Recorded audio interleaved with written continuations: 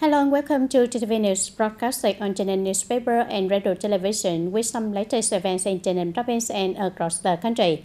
Ladies and gentlemen, on the afternoon of July 14, a delegation from the Vietnamese Ministry of National Defense, led by Colonel General Hoàng Xuân Chiến, member of the Party Central Committee and Deputy Minister of National Defense, together with General S. Sara, Deputy Commander-in-Chief and Chief of the Joint Staff of the Royal Cambodian Armed Forces, conducted inspections and surveys of locations and facilities serving the upcoming Vietnam-Cambodia Border Friendship Exchange Program, as well as an inspection of the Zone 3 TayNinhTV Defense Command under TayNinhTV Provincial Military Command. Colonel General Hoàng Xuân Chiến and the delegation surveyed the site of the Sang Savanna Friendship Primary School construction project in Svai Thiep District, Svai Vinh Province, Kingdom of Cambodia. In addition, at the area near the Mopbai of Vietnam, the Bavet of Cambodia International Border Gate, both sides jointly revealed the proposed venues for the official welcoming and farewell ceremonies, flag salute at the landmark 171, and joint border patrols and the free planter activities as part of the Vietnam-Cambodia Border Exchange Program. The delegation also inspected the location for the joint military medical trail in Binh Cao Community and Province, demonstrating the spirit of cooperation and readiness to respond to the emergencies in support of the border population. And the Vietnamese Ministry of National Defense delegation also visited the planned construction site of Binh Cao Community Primary School, the Long Thuận Community Cultural and Sports Center, intended for the twinning ceremony of the residential cluster of both sides of the border, and TayNinhTV World Cultural and Sports Centers, where the Vietnam-Cambodia Border Youth Officer Exchange is expected to be held. Colonel General Hoàng Xuân Chiến directed on the association units to carefully review and finalize on the preparations, ensuring that the program proceeds in a solemn and absolutely safe manner while deepening the friendship between Vietnam and Cambodia. And during the inspection of Zone 3 of TayNinhTV Defense Command under TayNinhTV Provincial Military Command, Colonel General Hoàng Xuân Chiến emphasized the need to swiftly stabilize organizational structure and operate effectively. He also requested continued development of complete combat readiness documentation and response plans, repair and reinforcement of accommodations and working conditions on officers and soldiers, tight coordination with the local communes to effectively carry out military and defense tasks, ensure the proper management of weapons and equipment, maintain awareness of the situation, and be ready to respond promptly to any incidents, leaving no gaps in territorial management. Also on the afternoon of July 14, Vice Chairman of the Provincial Business Committee Phạm Tấn Hòa chaired a meeting to hear reports from departments, sectors and units on the preparations for the ceremony to receive, commemorate and bury the remains of Vietnamese volunteer soldiers and experts who sacrificed their life in Cambodia as part of Phase 24 transition of 2024-2025. According to the plan, the ceremony will take place on July 18, 2025, with the handover of remains at Binh Hiệp International Border Gate, located in Binh Hiệp, Kham Mueang, and the memorial and burial ceremony at Vĩnh Hưng Tân Hưng Cemetery in Vĩnh Hưng, Kham Mueang, TayNinhTV Province. At the meeting, leaders from various departments, sectors and localities presented plans covering the ceremony script, handover and memorial procedures, delegation arrangements and other logistical preparations. In his concluding remarks, Vice Chairman Phạm Tấn Hòa acknowledged the careful preparation by departments and sectors for the ceremony to receive, honor and lay to rest the remains of Vietnamese martyrs who died in Cambodia. He also called on relevant departments and localities to actively coordinate, review the list of attendees, and finalize organizational details. Additionally, he assigned the Provincial Military Command to take the lead in preparing for any additional logistical tasks outside the original plan, ensuring all elements of the event meet the required standards.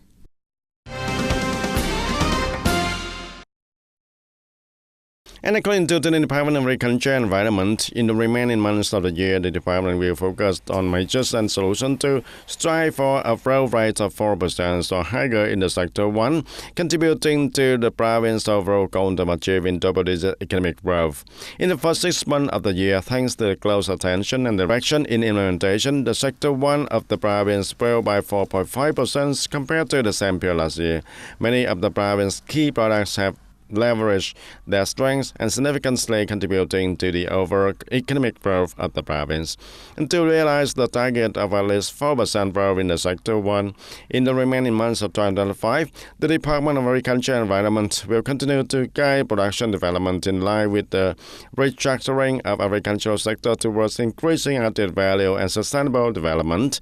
The efforts will be intensified in implementing the projects on developing high-tech agriculture in association with the restructuring of the agricultural sector in 2025. The project's sustainable development of 1 million hectares of high-quality, low-emission rice cultivation associated with the green growth in the Mekong Delta region by 2030, along with other sectors, programs, and projects. The audience following the National Assembly Standing Committee's resolution on the merger of administrative units, Russell Police units in TayNinhTV province are now operating steadily under the two-level local government model. With the spirit of no error left uncovered, no disruption in work, the provincial police force has effectively implemented measures to ensure security and public order, gaining the trust of the people.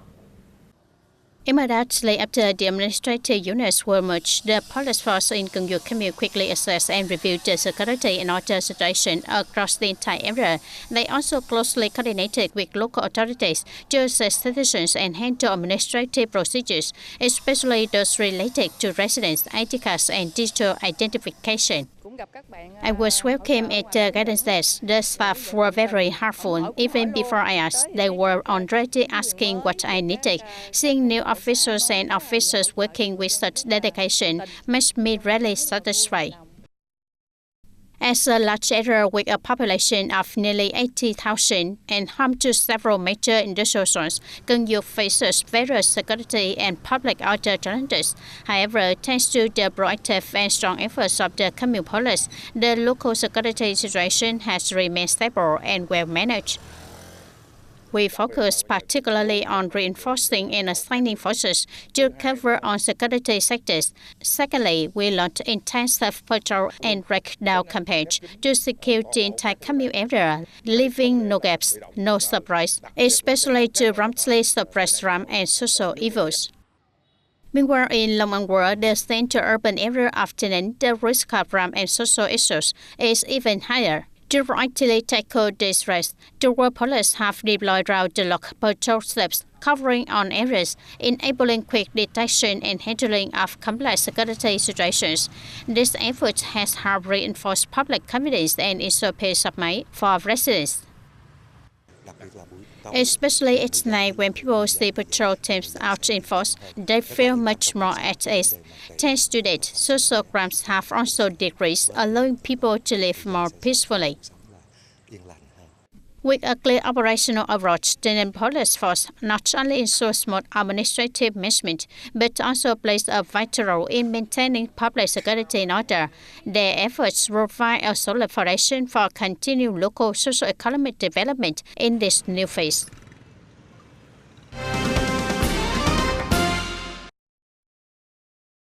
And TayNinhTV province is continuing to complete its shared database warehouse and open data portal to enhance the provision and effective use of shared and open data across the province. So far, 90 out of 100 shared database listed in the province database directory have been integrated into the shared database warehouse. Additionally, 92 out of 125 open databases have been published on the open data portal and forming a crucial foundation for the developing digital government and the local digital economy. And to support the government's direction and administration as well as the social economic development indicators per the Provincial People's Council resolution, TayNinhTV is currently implementing 47 indicators on its reporting information system, and which is also connected and shared with the government's reporting system and the Provincial Intelligence Operations Center (IOC). And the province is now urgently reviewing and updating its list of shared database, open data, and governance indicators to align with the new administrative structure after the recent merger.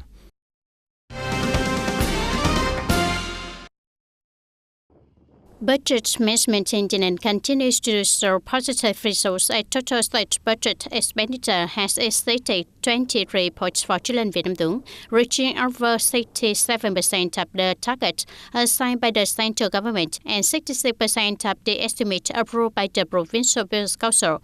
Specifically in the former Long An provincial area, expenditure amounted to about 14 trillion Vietnam dong, achieving 63% of the central estimate and 62% of the provincial estimate, an increase of approximately 380 billion Vietnam dong compared to the previous week.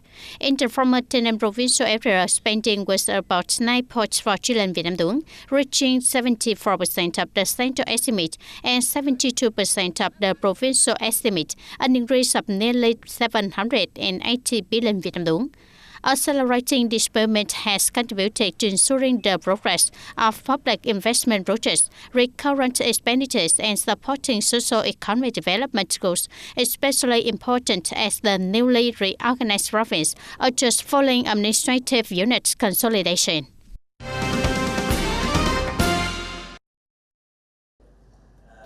And on the afternoon of July the 14th, the Vice Chairman of Provincial Bills Committee, Huỳnh Văn Sơn, chaired a meeting with the Department of Finance to review the first half of 2025 and discuss upcoming tasks.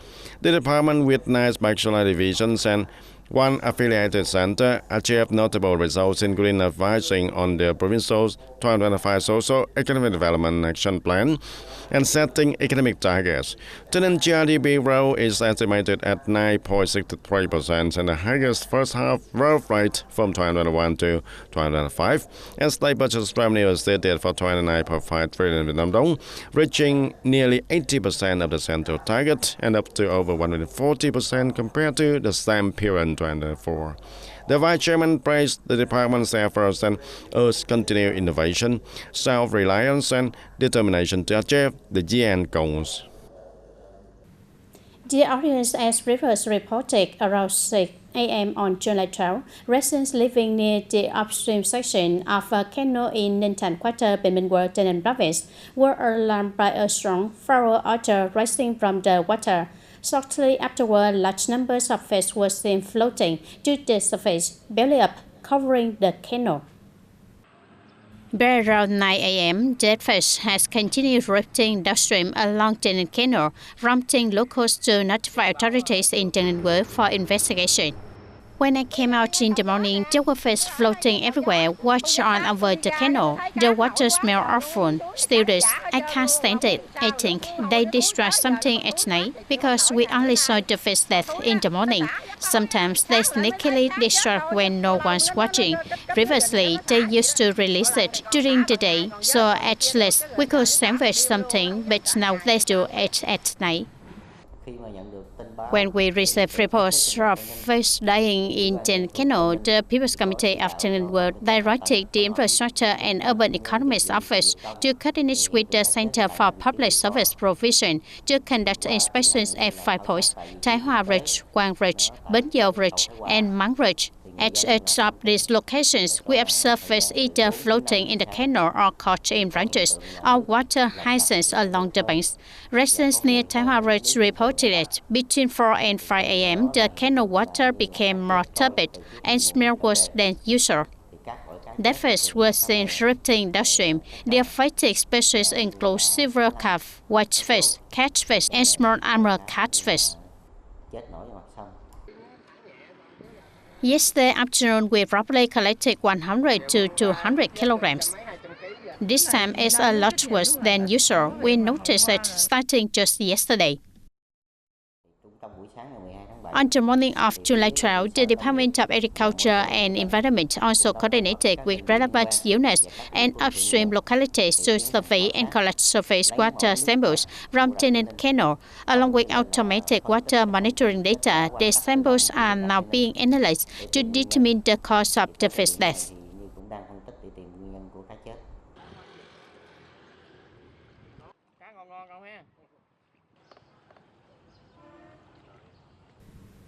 Turn to domestic news, ladies and gentlemen. The Ministry of Construction has proposed the expansion of 18 component projects of the Eastern North-South Expressway through the Public-Private Partnership (PPP) investment model. These include 8 component projects from the 2017-2020 phase and 10 projects from the 2021-2025 phase, with a total length of 1,144 kilometers. According to the Ministry, the expanded expressway will be operated to the complete six-lane configuration in line with the national plan, with a total estimated investment of over 152 trillion Vietnam dong. The Ministry will prioritize front road PPP investment if qualified investors are available. Investment under the PPP model will be carried out through independent projects, with investors given the authority to select construction contractors. The Ministry of Construction will select PPP investors in accordance with regulations, giving priority to a combined business management and BOT model for the entire road.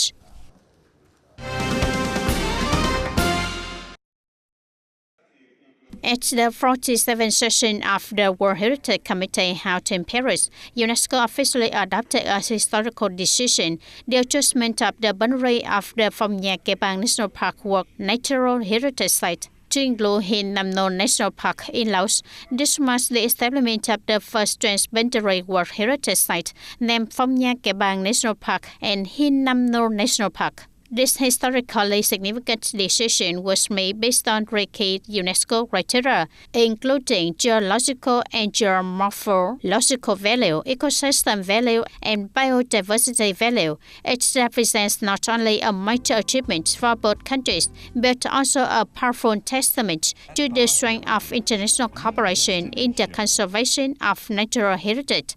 With this designation, Vietnam now officially has 9 World Heritage Sites. Ladies and gentlemen, recently reports of human cases of Streptococcus infection in Hue City have caused concern and confusion among residents. This had led many people to limit or even boycott pork in their daily meals. As a result, many vendors at traditional markets are facing sluggish sales, despite the fact that the pork they sell is properly inspected and certified as safe. At Đông Ba Market, even by nearly 11 a.m., the pork stalls remain quiet with a few customers. The number of pigs slaughtered across the city has dropped by about 30% since the first reports of the Streptococcus cases appear. About 70% of the people don't dare eat the pork anymore, and normally I'd be stoned down by now. But today I still have a stall because people are too afraid. Only close friends and the regulars are still buying. So far, no outbreaks have been recorded in the pig population in Hue City. The epidemiological investigation have also found no cluster of the Streptococcus suis infections with many identifiable links, and nevertheless, many residents remain cautious and have temporarily removed pork from their family menus. It is already on the sale here at the Đông Ba Market, and we would never dare sell sick pigs anymore. And if we did, the Market Management Board would immediately shut us down. And no one should be foolish enough to sell the pork from the sick pigs, and we're very strict about the origin of our meat. We thoroughly inspect incoming livestock for the pigs brought in for slaughter, and the origin must be clear and accompanied by quarantine certificates. And if transported from another province for the local pigs, we require vaccination records or relevant purchase and sale documents. All animals must be healthy, and during slaughtering, our inspectors monitor the process, and any part of the meat not meeting the standards will not receive a house stamp and cannot be sold. The vaccination rates among the pigs in the Hue City currently ensure the over 80% protective efficacy, and therefore the local veterinary and health departments are advising the public to choose pork from the reputable sources and look for meat with official inspection stamps and ensure it is thoroughly cooked before consumption. And today TTV News wraps up now. Thank you for your attention and see you in the next program.